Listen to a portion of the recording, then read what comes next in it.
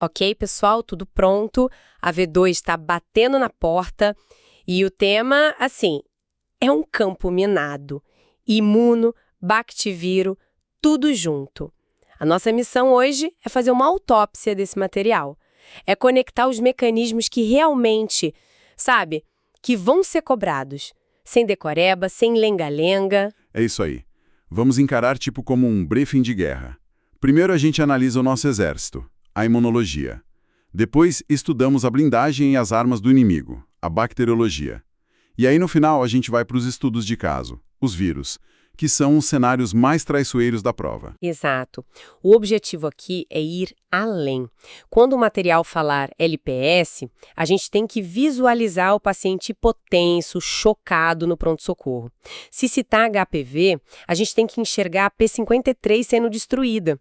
Vamos começar entendendo as nossas tropas. A primeira coisa é a organização do sistema. Os materiais usam uma analogia que eu acho, assim, perfeita. A escola versus o campo de batalha. Descomplica isso pra gente. Na prática, o que são os órgãos linfóides primários e secundários? Essa analogia é de longe o melhor jeito de entender. Os primários, que são a medula óssea e o timo, eles são as academias militares.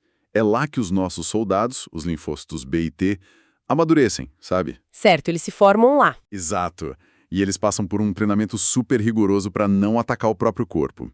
Já os órgãos secundários, tipo baço e linfonodos, são os campos de batalha.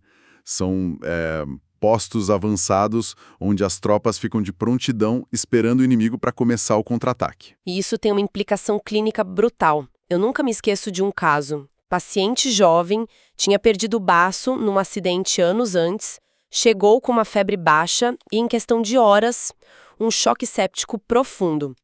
Por que um paciente esplenectomizado é uma bomba relógio? Exatamente por isso. O baço é um filtro de altíssima eficiência para o sangue. Ele é especialista em tirar bactérias que têm uma cápsula. Uma cápsula tipo escorregadia, né? Isso, um escudo que torna elas difíceis de pegar. Sem o baço, essas bactérias, como o pneumococo, por exemplo, circulam livremente, se multiplicam e pronto. Sepse fulminante. Entendido. Então, uma vez que o inimigo é detectado, como a resposta se desenrola? Temos a inata e a adaptativa.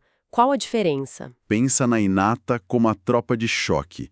Chega primeiro, em minutos, em horas.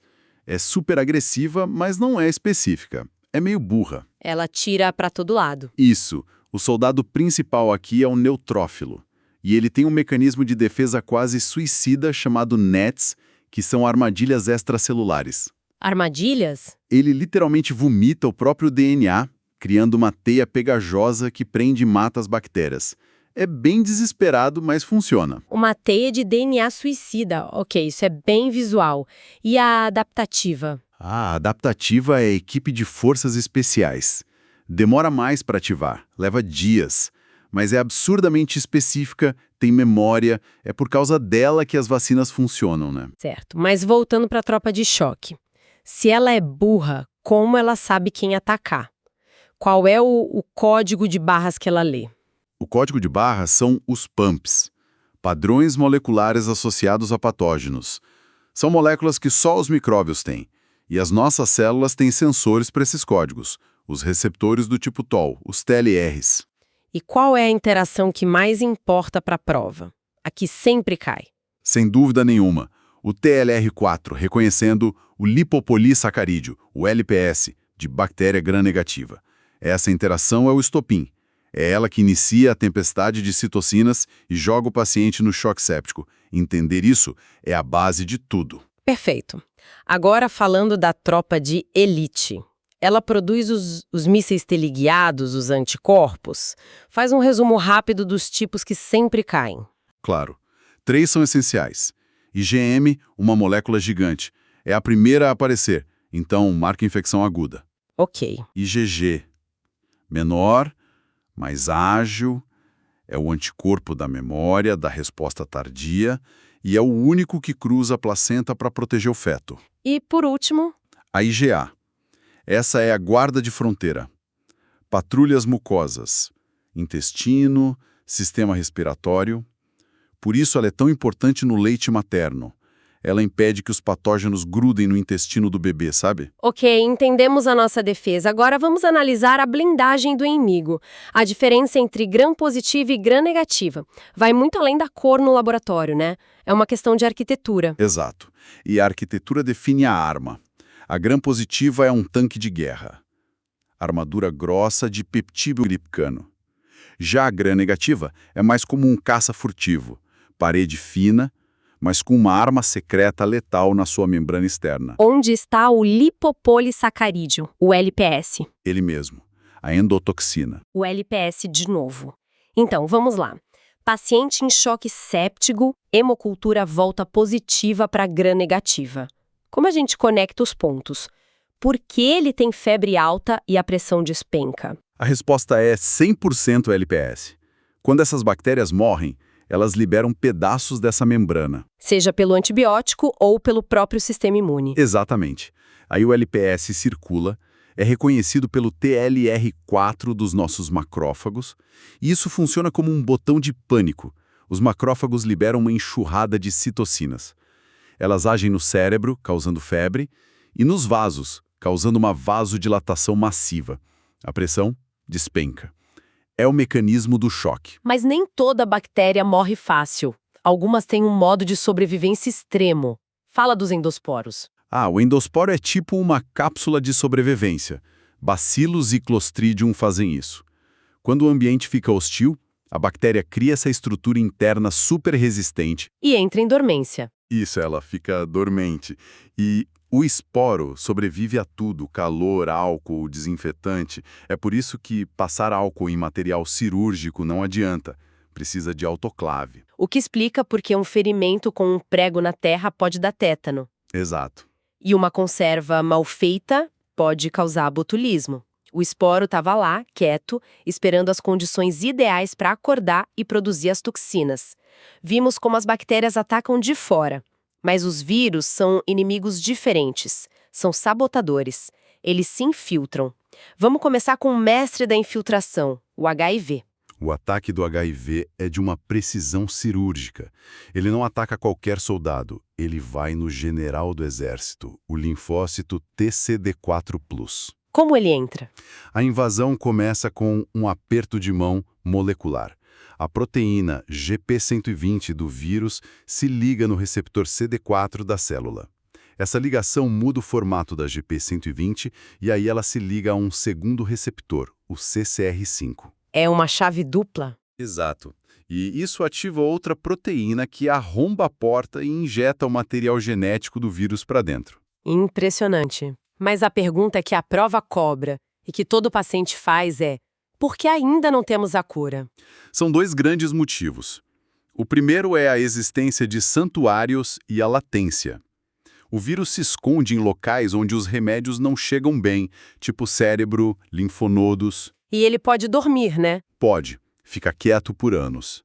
Mas o segundo motivo é o golpe de mestre do vírus, a integração genômica. O que significa que ele vira um fantasma no nosso próprio código genético, é isso? Exatamente essa a ideia. O HIV é um retrovírus. Ele usa uma enzima, a integrase, para pegar o DNA viral e costurar no meio do genoma da célula hospedeira. O vírus vira, literalmente, parte do nosso DNA, fica indetectável. Se o tratamento para, o provírus reativa e a fábrica de novos vírus volta a funcionar. E é crucial diferenciar. Ter HIV não é o mesmo que ter a AIDS. Quando que a gente bate o martelo para a AIDS? Os critérios são bem definidos. Ou a contagem de CD4 cai para menos de 200 células. Que é um nível crítico. Exato. Ou quando o paciente apresenta uma daquelas doenças oportunistas que definem a síndrome, como a pneumonia por pneumocistes. Ok. Do vírus que destrói o exército, vamos para o que sabotaja o comando da célula, o HPV. A IST mais comum do mundo, mas o que a prova quer não é a verruga, é o mecanismo do câncer. Precisamente. E aqui a gente entra na biologia molecular do mal. Os tipos de alto risco, 16 e 18, produzem duas proteínas, duas armas moleculares, a E6 e a E7. E o que elas fazem? Pensa na célula como um carro. A proteína P53 é o segurança da célula. Se o DNA sofre um dano, a P53 tenta consertar. Se não dá, ela comanda a autodestruição, a apoptose. O suicídio celular programado. Isso. O que a proteína E6 do HPV faz? Ela sequestra a P53 e joga no lixo. A célula perde o segurança. E E7. A proteína RB é o freio de mão do carro. Impede a divisão descontrolada. A E7 vai lá e solta esse freio. Nossa! O resultado é um carro sem segurança e sem freio, acelerando sem parar, acumulando danos. Isso é a definição de câncer. Quem sabe que E6 ataca P53 e E7 ataca RB, acerta a questão. Fechando com a nossa realidade caótica do pronto-socorro. Arboviroses. O paciente chega com febre, dor no corpo. Pode ser qualquer coisa. Como a gente começa a diferenciar? É um desafio, mas existem pistas clássicas. A dengue geralmente tem febre alta, súbita, com aquela dor atrás do olho, a dor retroorbital. O alarme é a queda das plaquetas e o risco de choque. Certo. Na chikungunya, a estrela do quadro é a dor articular. Uma artralgia que incapacita, sabe? E que pode se arrastar por meses. E a zika? A zika tende a ser mais branda. Um exantema que coça muito, conjuntivite. O perigo nela são as complicações neurológicas. Ok. Mas vamos ao ponto mais complexo de dengue. Por que uma segunda infecção pode ser muito mais grave? O tal do fenômeno AB. Exato. O Antibody Dependent Enhancement. Facilitação dependente de anticorpos. É um dos paradoxos mais perigosos da virologia. Espera aí, o nome já é estranho.